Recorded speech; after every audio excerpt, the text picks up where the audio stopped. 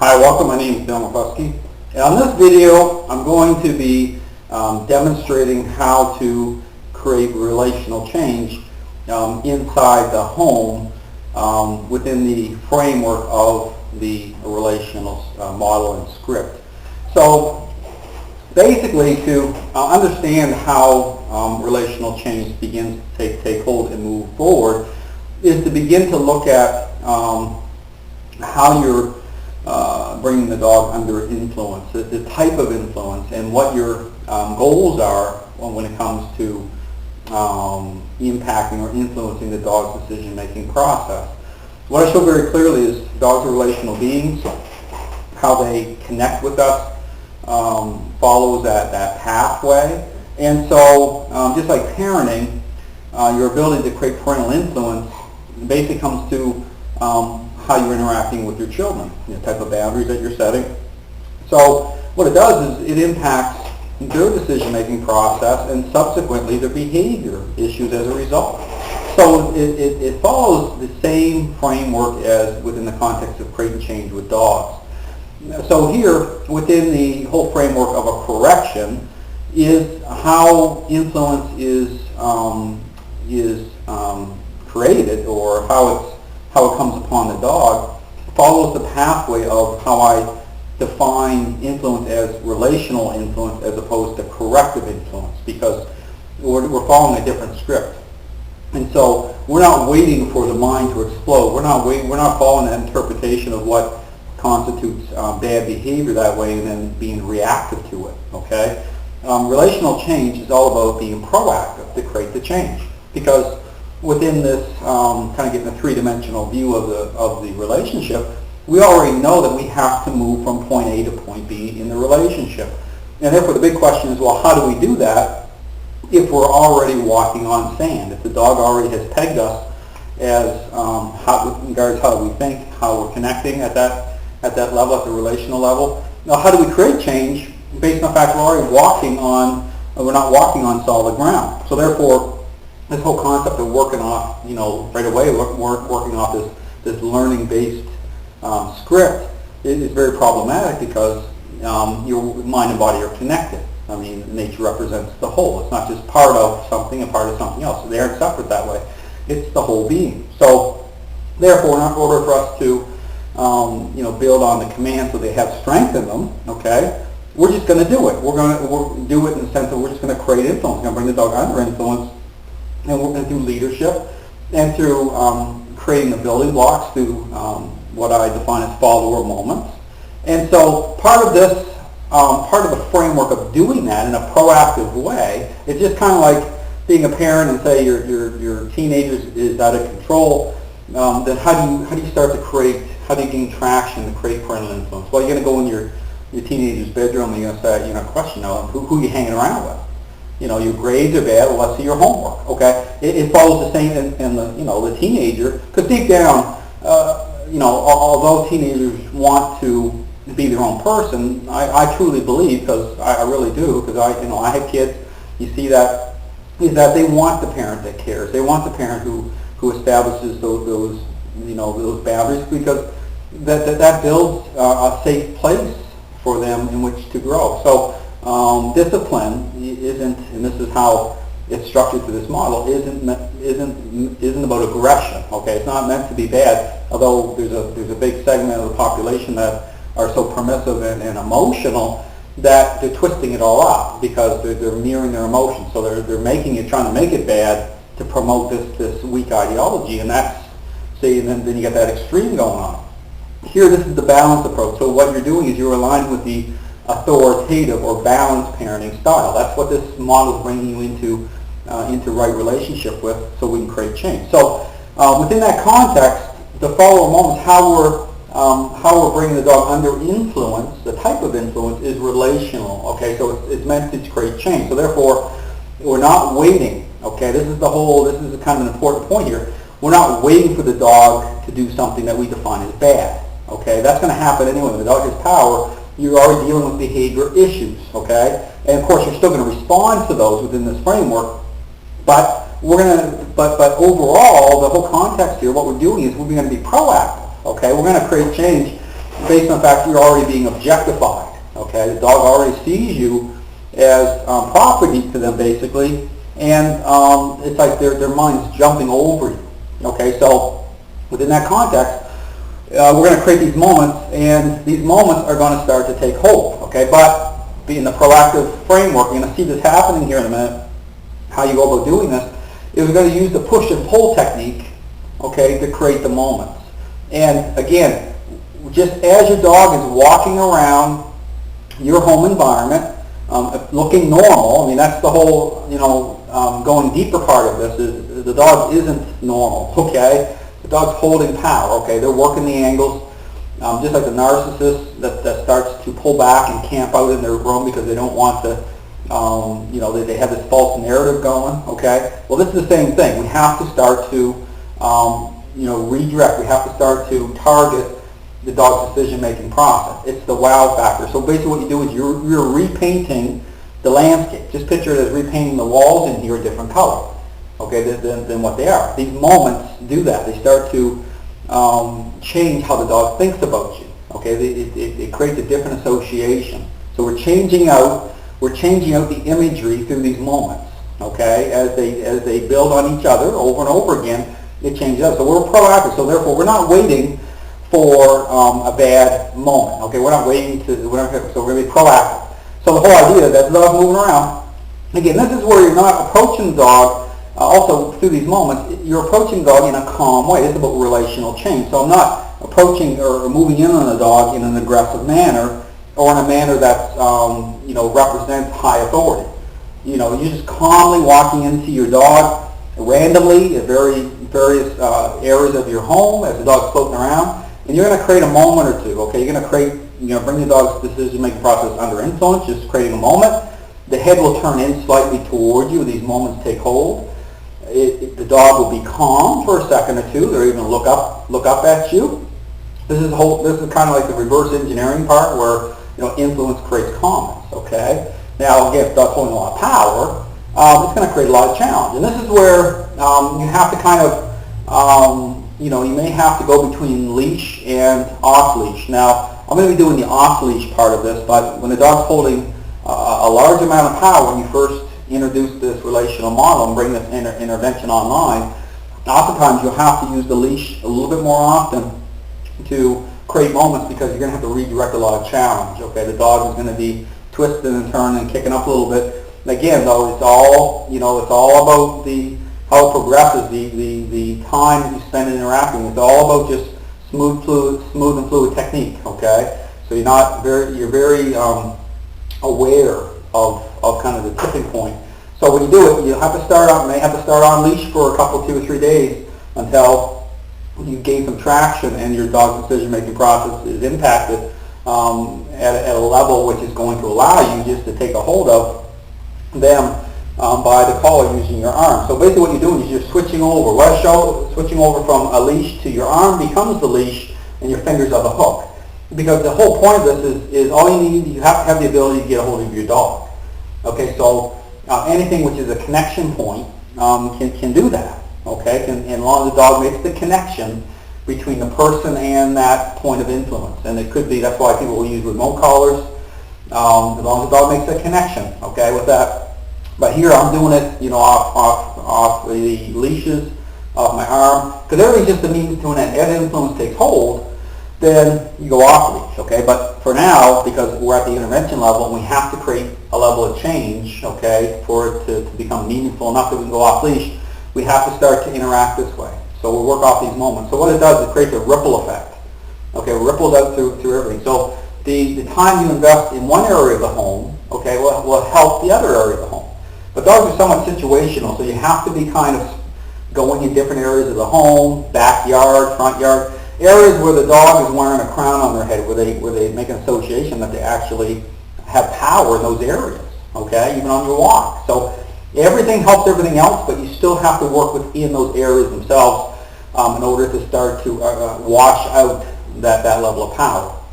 So as you're creating these moments, you'll see me doing it. Some areas of the home, I may have to really work a little more in getting the dog out of those areas that they're associating to gaining a lot of power in.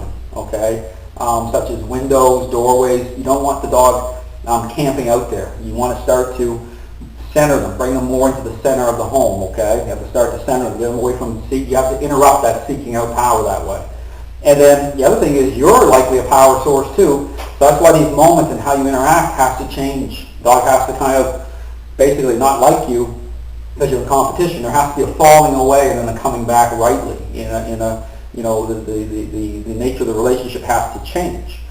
So these moments will start to create that. So basically during the day you're creating many moments throughout the home just when you have time, and just, you know, you're having a cup of coffee, I turn around, the dog's there, I'll just take a hold of the collar, push-pull technique, head will turn in, and just release. So the amount of time this interaction happens is only maybe 5-10 seconds, unless I'm creating more than one moment or I'm bringing the dog when I work on a separate exercise. And that's the thing too, is you can actually work this into an exercise where in an area of the home, and this will give you kind of good context as to how the dog's mind is jumping and how the dog is objectifying and trying to seek out power sources and go and camp out somewhere, is that you'll put the dog, kind of center the dog in the middle of the room, could be the kitchen area. You and your spouse or family member or whoever, friend, will stand blocking one exit area, it could be a doorway or whatever, and the other person will block the other area so the dog can't get by you, okay? And then you'll start to work these moments, okay? But the idea is to keep bringing the dog kind of in the middle somewhat, okay? And then if they're trying to get by you, don't allow it, just kind of block them. Take a hold of the collar, create another moment, and just move them to the center, just let them go. In a calm way, it's all smooth, fluid technique. And then what will happen is the dog will start to draw back, okay? Because what you're doing is you're creating these clear lines, but it's a psychological exercise, and it gives you clarity because you'll see what your dog's doing. The dog is jumping, the dog is like you don't even exist, because now if you're starting to bring them under influence, they don't want anything to do with you, okay? Because you're in the intervention mode, okay? There's a transition now starting to happen. So don't get too upset about the transition part. The dog will look a little crazy or depressive. That's only because they're going into a different script, okay? It's just like, you know, being the boss of a big company going into a different job. So don't be upset over that. That goes away. Just like kind of the mind will pull inward, okay? But just like a flower, okay, as change is happening, the mind will open up again. The dog will start to go into a state of balance. The ears will come up. But the amount of time it takes for that transition to happen could take some time. But it's very important. Don't put empathy there. I mean, don't do that because it'll just cause a worse problem. You're not going to gain traction because that's weakness to the dog. You have to be. You have to stay in a leadership frame. You have to close those holes in your psychology. You have to reconcile how you're connecting to your dog. You have to fulfill that leadership role that way because dogs really do know the real deal. They know if you're just walking the fence and trying to have your cake and eat it too and hang out with your dog and keep connecting emotionally, or trying to separate training from life. You're not going to be successful because the dogs, this is life, okay? Their minds pivot this way. So the whole goal of this model is, I know it's a tall order, is to change how you think. That's why the pushing on the back, all the pushing, is very important because it moves the tachometer of your mind over. So even if the dog's going into the sit position for the first couple of weeks, you still want to be pushing, just following up so that the dog feels the touch that way. So you're directing the movements, okay, because it's just like a wave cresting another wave. You're cresting over that movement, so it's very important to do it. Because I've seen dogs actually move faster, hoping the person doesn't touch them, okay, because dogs aren't stupid. They'll work the angle. That's why this whole thing with how you're doing, creating these moments, making sure the dog isn't working angles on you, okay? There's no kind of escape from change. That's the whole point of this. You have to draw the dog out. You have to start to create meaningful influence this way. So the dog is going to establish a different way of thinking, okay? So that's critical. So anyway, you're going to see me here in a second doing these moments, okay? But I just wanted to talk this out because it's very, very important that you understand what you're doing. Because, again, so many people go through the motions of training and have no clue and to be totally deceived because basically the trainer doesn't have a clue either, because they're going by this learning-based script. They're not looking at dogs relationally at this level at all. So the interactions that I do through this model are designed to create meaningful change, okay? And so you're drawing the dog's decision-making process through you. So we're bringing it into the follower script. So just like I described in the other video, as the moments take hold for a second or two, they keep taking hold, and finally they hold in. It's the glue. It's the relational glue that influences the dog's overall decision-making process. That is what is going to wash out all your unwanted behavior issues and problems, all connected to that. Okay, you may have to do other specific focused exercises within the context of those associations, but all basically follows the same script with how you're creating moments and how you're interrupting. Okay, and then you're just doing control exercises. So because it's all done in a smart way. This is about doing it smart. No one gets bitten. There's a transition, of course. There's a little stress set, but the amount of stress you're taking off your dog's shoulders is unbelievable. I mean, you're going to see resistance. You see the dog kind of, because that's nature. That's just a nature thing. But ultimately, the dog knows that you love them and that you have their best interest at heart. See, that's why this isn't over the top. This isn't about being aggressive to your dog. Okay, this is about relational influence. This is what's reasonable. Okay, talk about what's reasonable. So even when you're doing the little moments, tap, tap, tap, they're not over the top. I just use a stray collar. Okay, so it's just like nudging the dog's mind. So it's very important to understand that it's different that way. Okay, you have to step back and really, really ask some questions here. What are we really doing? Okay, well, this is about how do we get from point A to point B based on the relationship. Okay. So, corrective models can accomplish that through following that corrective script, but you're playing off some things, some dynamics there that could get you bitten, and it may not be as effective. Okay, so this is about really focusing on what's effective, and what's really at work, what really is creating change at the core level. So, thanks very much for watching, and you'll see this kind of in action. So here I'm going to take.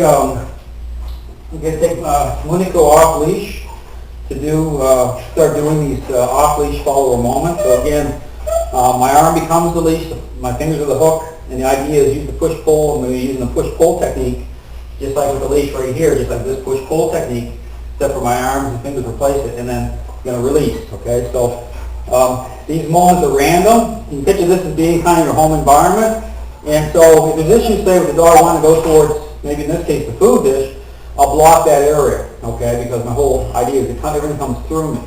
So kind of reverse psychology here. You don't want a lot of people think that by allowing your dog to kind of check things out and meet the other dog and know work it out. That's a wrong way of thinking at the intervention level when you're trying to create change.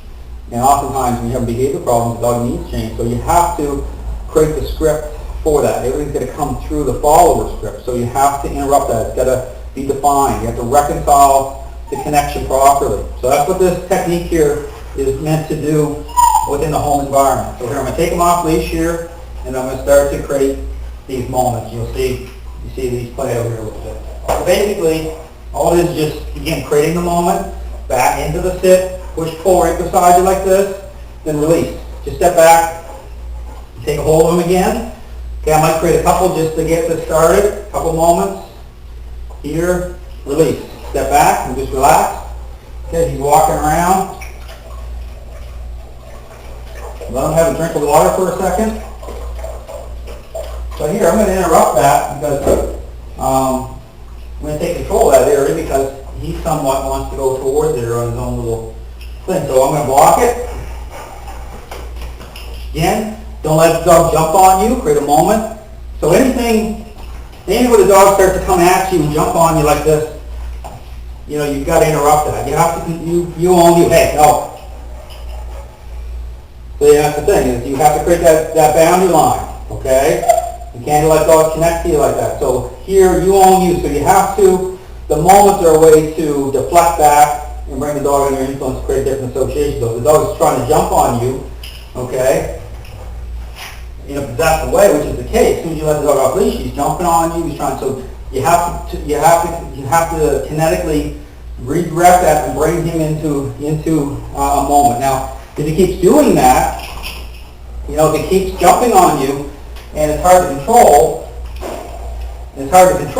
okay, then you want to get him on the leash. So here, same thing, just push, pull, moment, release. I'm relaxed. He's going to walk around here a little bit. I'm not going to allow him to drink. Put him into a sit. Because again, food this year in places like that are a place you want to make sure that you bring it's happening through the follower script. So, because dogs will, and don't get me wrong, he's a beautiful dog. I mean, he reminds me so much of my first police dog. But again, high drive dog. So, when you're starting to create relational change and come in harmony with a very high drive dog, what will happen is the endorphins start kicking off, and you'll see the flow of focus come up. And so you're not breaking a dog's spirit or drive through this technique. All you're doing is you're bringing yourself into right relationship and harmony with that drive. So the drive becomes a conditional state. So, but these moments are a way to do it. So again, he's down, certain dog behaviors, okay, doesn't mean I'm going to interrupt all those, okay, if the dog is scratching a little bit, or, but often that will happen if the dog's holding a lot of power, not so much in this case at all, but if the dog's holding a huge amount of power, you'll see them digging a lot and chewing at themselves a lot because it's like a release of energy, okay, it's the same reason why you see a dog go into the thing that's closest to them, the leash itself, and bite into that leash, okay, because they have so much power to releasing it. So again, you have to interrupt that. So the push-pull technique, and start to use the leash effectively, kinetically, so that you're bringing, you're cycling them away from that, and then bringing them into the connect. So from this position, the dog's laying down. You want to bring them up. I mean, he lifts it up on his own, but you can angle it a little bit. So again, push and pull, angle a little bit, so that draws them over, lifting them straight up. Okay, you can kind of work an angle so that you're using kinetic energy instead of. And so what happens here is, so here I block this area now, I'll move him back a little bit. I'll come in camera view here so you can see a little bit. So he's walking around, he walks around a little bit there, create another moment with him. Now don't get me wrong, I mean, you get into a few of these moments, it depends on the dog's behavior. I mean, if the dog is really jumping up onto you, you've got to really own you. You really got to work these moments to create that boundary line, okay? And then from there, and the dog maybe wants to kind of take off and stay away from you now, well, through that, you're not going to allow that camping out either. Then you have to start to connect and kind of draw them out of those places, because it's all about centering the dog, okay? It's all about centering the dog. So anyway, I'll bring them up. I'll put them away.